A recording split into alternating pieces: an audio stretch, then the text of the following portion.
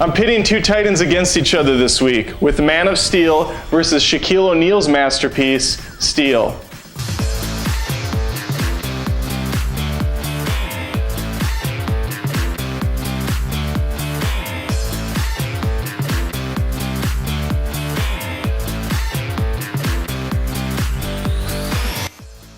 Okay, not really.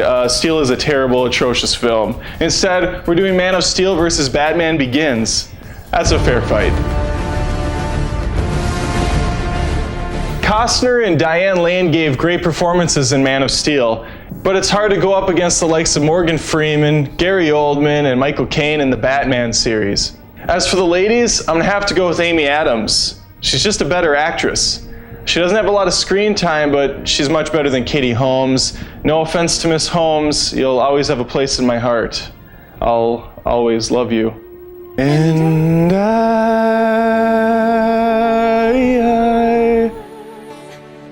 will always love you, Katie. Begins has a bit more of an advantage in the villain department because it has two, Scarecrow and Roz, against General Zod. However, I'm going with Zod on this one.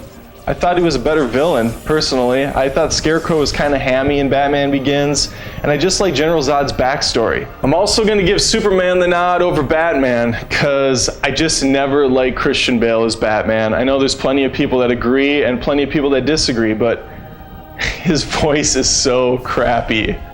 That, and it was just refreshing to see a Superman that seemed super. I mean, he's probably 3 times the size of Brandon Roth. He could eat Brandon Roth, and he could also emote.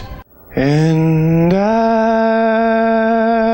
we got 2 superhero movie reboots here. Christopher Nolan had a hand in both, directing Begins, producing Man of Steel. David S. Goyer writing both films as well. And I'm probably going to be in the minority on this one, but I'm giving it to Man of Steel. It's just a simpler tale. No, there's no twists and turns or any villain reveal at the end. It's just very straightforward, and it actually does something a Superman movie has never done, giving us a way to relate to Superman.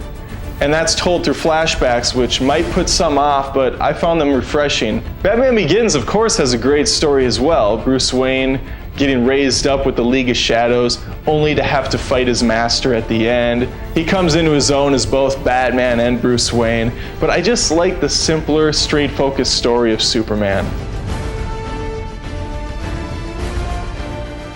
It's a case of heavy CGI versus practical effects. Zack Snyder has a keen eye for visual porn. Throwing 2 superpowered aliens at high speed through buildings look like something right out of Dragon Ball Z. There's extravagant space battles in the beginning of the film, look like a cross between Avatar and Battlestar Galactica. Plus you have those beautifully shot focus scenes, such as Clark Kent looking up from the water as the oil rig explodes. On the other hand, we have Christopher Nolan's take. It's darker, it's grittier, the camera's more focused, it's not so sporadic.